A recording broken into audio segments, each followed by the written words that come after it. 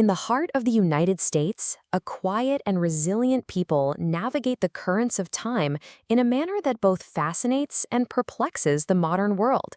They are the Amish, a community defined by their conspicuous separation from the mainstream, their horse-drawn buggies clip-clopping along paved highways, and their figures clad in plain, uniform dress that speaks of a different century.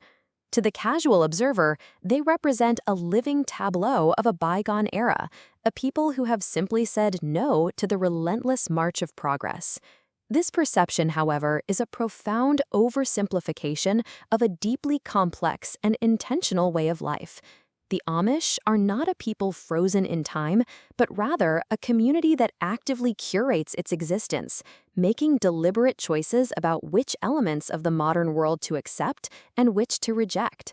Their story is not one of ignorance, but of a profound and abiding faith that shapes every facet of their existence, from their spiritual beliefs to their social structure, and most tellingly, their relationship with technology and the food that graces their tables. This exploration delves into the heart of the Amish world, seeking to understand the why behind their distinctive lifestyle. We will journey through their history, from their tumultuous origins in the Anabaptist movements of Reformation-era Europe to their establishment in the fertile lands of North America.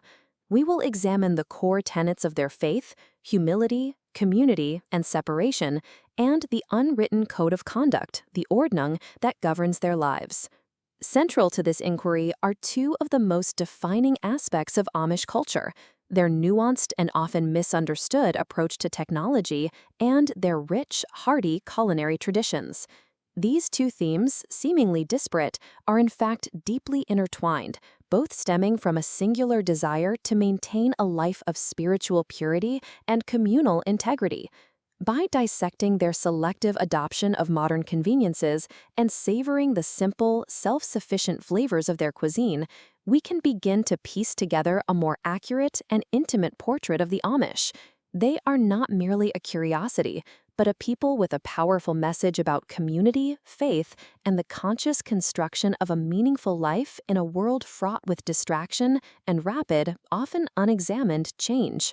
To understand the Amish of today is to first travel back 5 centuries to a period of profound religious upheaval in Europe, the Protestant Reformation. The Amish are the spiritual descendants of the Anabaptists, a radical wing of this movement that emerged in the 1520s. The term Anabaptist, meaning rebaptizer, was initially a pejorative label applied by their detractors. The core of their radical belief was adult baptism. In an era when infant baptism was a universal practice, intertwined with citizenship and societal identity, the Anabaptists argued that baptism was a conscious confession of faith that could only be made by a consenting adult. This seemingly simple theological point had seismic implications. It suggested that faith was a voluntary choice, not an accident of birth, and that the true church was a community of committed believers, separate from the state-sponsored churches, both Catholic and Protestant. This belief in a free church placed them in direct opposition to the dominant religious and secular authorities of the time. They were seen as heretics and seditionaries, a threat to the very fabric of society. Consequently, they faced relentless and brutal persecution. Thousands of Anabaptists were martyred for their faith, drowned, burned at the stake, or executed by the sword. This crucible of suffering forged in them a deep-seated conviction in non-resistance, Wehrlosigkeit, and a profound distrust of the world, die Welt, and its governing institutions. They took literally a biblical injunction to be not conformed to this world, and their experience of persecution solidified their resolve to live as a separate and distinct people. Fleeing persecution, many Anabaptists found refuge in the mountainous regions of Switzerland and southern Germany. It was here, in 1693, that the Amish identity would be born from a schism within the Swiss Brethren, a branch of the Mennonite Church, followers of the Dutch Anabaptist leader Menno Simons. A Swiss bishop named Jacob Ammon, a man of stern conviction, argued for a stricter interpretation of their shared beliefs. He felt the Mennonites had become too lenient in their discipline and too comfortable in their interactions with the outside world. Amin advocated for a more rigorous practice of Meidung, or shunning, in which excommunicated members were to be socially and economically avoided, even by their own families, as a means of bringing them to repentance. He also insisted on a stricter adherence to plain, uniform dress and the practice of foot washing as part of the communion service. These disputes, though seemingly minor to an outsider, represented a fundamental disagreement about the nature of community and the degree of separation required from the world. The schism was bitter and permanent. Those who followed Jacob Amin became known as the Amish. Facing continued persecution and economic hardship in Europe, the Amish, alongside their Mennonite cousins, looked to the New World. William Penn's Holy Experiment in Pennsylvania, a colony founded on the principle of religious toleration, offered a beacon of hope.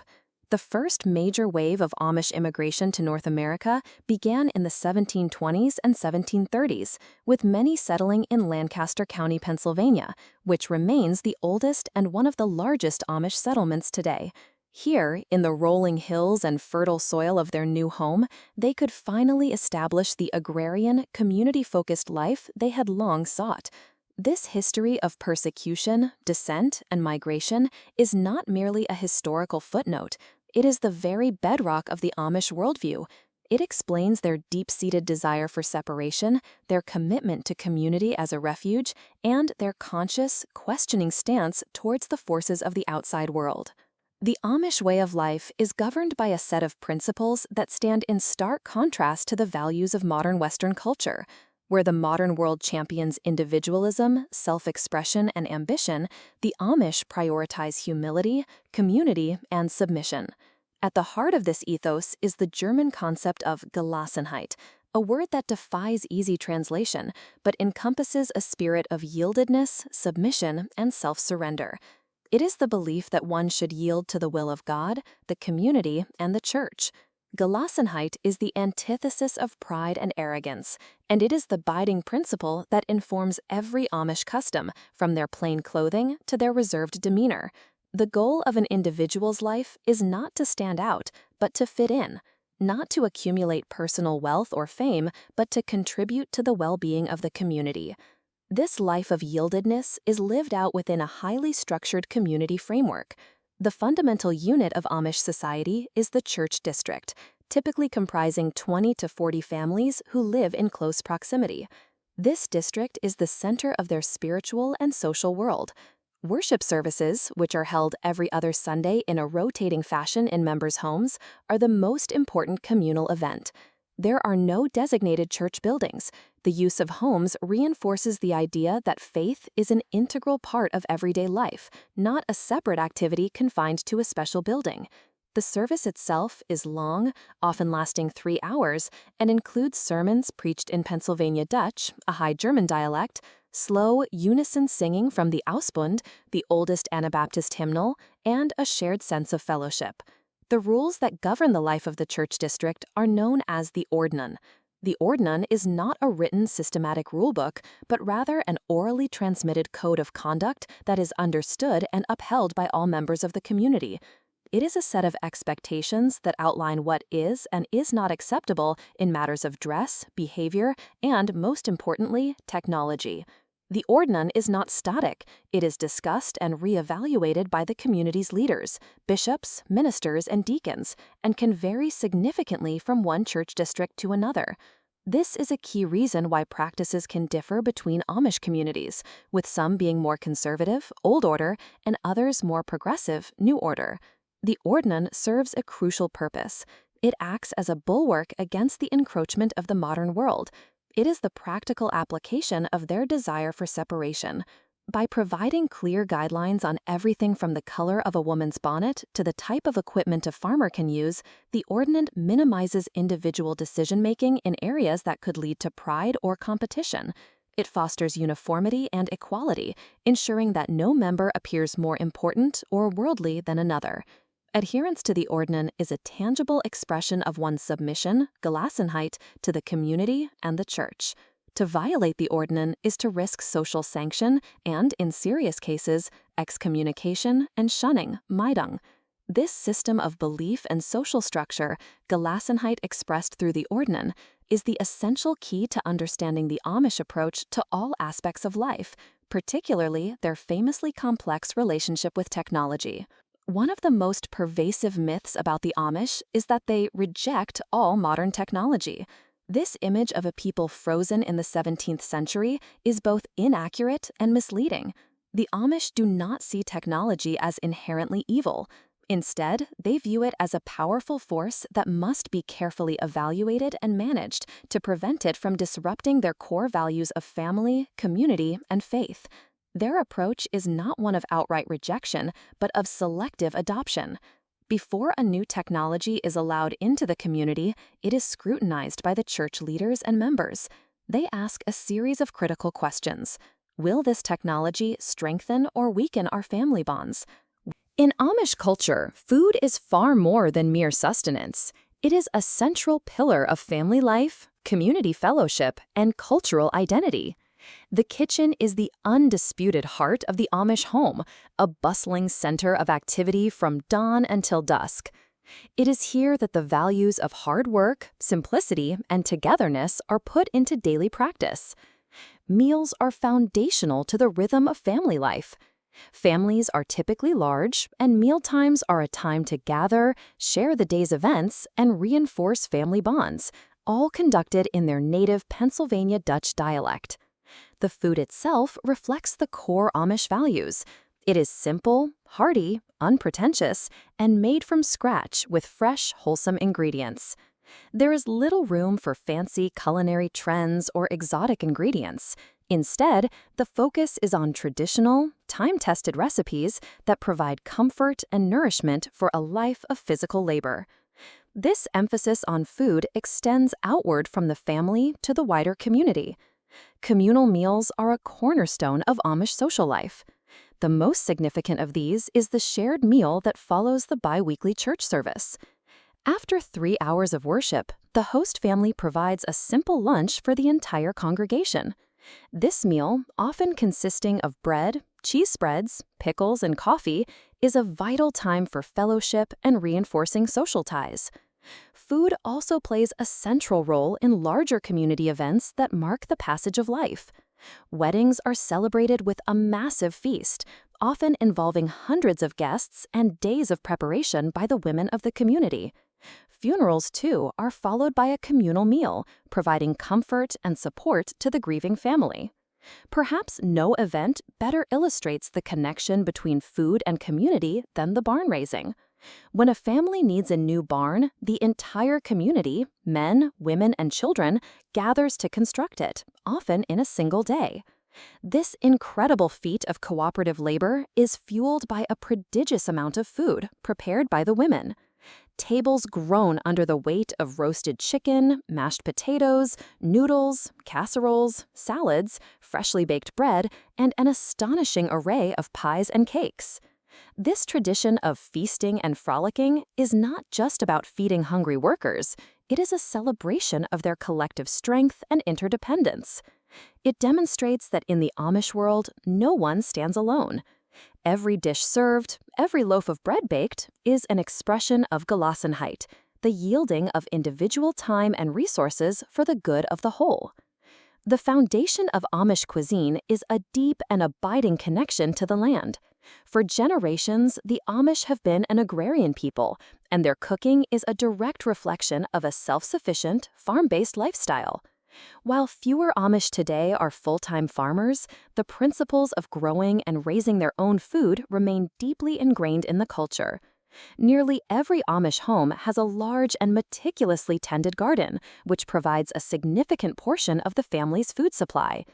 These gardens are a riot of color and productivity, yielding everything from potatoes, corn, green beans, and tomatoes to beets, carrots, peppers, and squash.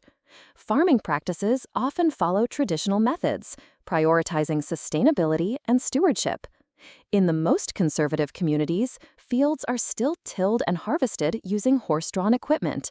This is not because they are unaware of modern tractors, but because the use of horses keeps the scale of the farm manageable for a single family, prevents the accumulation of large debts, and fosters a more intimate connection with the soil. They practice crop rotation to maintain soil fertility and use natural fertilizers like animal manure rather than chemical inputs. This commitment to the land results in fresh, seasonal produce that forms the basis of their diet. The staple ingredients of the Amish kitchen are those that can be readily grown or raised on the farm or easily sourced locally. Potatoes are a cornerstone, appearing in countless forms, mashed, fried, in salads, and as a key ingredient in hearty pot pies. Noodles, often homemade, are another essential carbohydrate, served in soups, casseroles, or simply with butter or gravy. Corn is ubiquitous, enjoyed fresh in the summer and preserved as dried corn or relish for the winter. Dairy products are also central, with fresh milk, butter, and cheese being everyday staples. Meats typically include chicken, beef, and pork raised on the farm. Nothing is wasted. This nose-to-tail approach has given rise to dishes like scrapple, a loaf made from pork scraps and cornmeal which is sliced and fried for a traditional breakfast. The Amish diet is by nature seasonal. Summer and fall bring an abundance of fresh fruits and vegetables, while the winter months rely on the bounty of preserved foods and root cellar staples, creating a culinary calendar that is intimately tied to the rhythms of the earth. Given their reliance on homegrown produce and their historic lack of modern refrigeration, the Amish have mastered the art of food preservation. Canning, pickling, and drying are not hobbies, but essential skills, passed down from mother to daughter through generations. The late summer and early fall are a period of intense activity in the Amish kitchen, known as canning season. The goal is to put up enough food to last the family through the long winter and spring months. The pantry shelves of an Amish home are a testament to this labor, lined with jewel-toned jars of preserved foods. Canning is the most common method. Using a water bath or pressure canner, often heated on a propane or wood-fired stove, women preserve a vast array of foods. Vegetables like green beans, corn, and tomatoes are canned to be used in winter meals. Fruits are transformed into pie fillings, jams, jellies, and bars, with apple butter being a particularly beloved staple. Pickling is another essential technique, used to create a wide variety of sour and sweet and sour relishes that add zest to meals throughout the year. Chow chow, a tangy mixed vegetable relish, and pickled beets are classic examples found on almost every Amish table. Beyond canning and pickling, other traditional methods are also employed. Fruits like apples and corn are often dried. Meats, particularly pork, are preserved through curing and smoking, resulting in flavorful hams and bacons. Root cellars, cool and dark spaces beneath the house, are used for storing long-lasting vegetables like potatoes, carrots, onions, and winter squash. These preservation techniques are more than just a practical necessity. They represent a philosophy of thrift, foresight, and self-reliance. They ensure that nothing from the harvest goes to waste and provide a sense of security and abundance even in the depths of winter. The vibrant flavors of a pickled beet or the sweet taste of canned peaches in February are a delicious reminder of the previous season's hard work and a tangible link in the unbroken chain of their culinary heritage. Amish cooking is a distinct branch of the broader Pennsylvania Dutch culinary tradition, characterized by its German roots and its adaptation to the ingredients available in southeastern Pennsylvania. It is a cuisine that is at once simple and rich, savory and sweet, designed to satisfy the appetites of those engaged in hard physical labor. While many dishes are shared with their English neighbors, some have become iconic symbols of Amish culinary identity. On the savory side, one of the most quintessential dishes is the chicken pot pie. However, the Amish version bears little resemblance to the familiar flaky crusted pie. It is, instead, a thick, hearty stew of chicken and potatoes filled with wide, square homemade noodles, and is often referred to as slippery pot pie due to the texture of the noodles.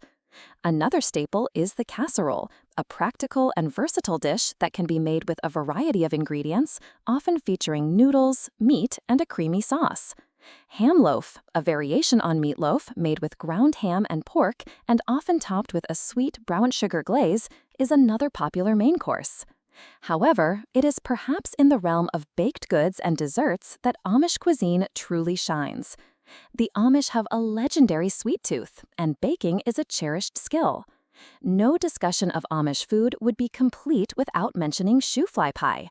This iconic dessert has a gooey molasses bottom, a cake-like filling, and a crumbly brown sugar topping. Its name is humorously said to derive from the need to shoo flies away from the sweet, sticky filling as it cools. Another famous treat is the whoopie pie, which consists of two soft, cake-like chocolate cookies sandwiching a fluffy white cream filling.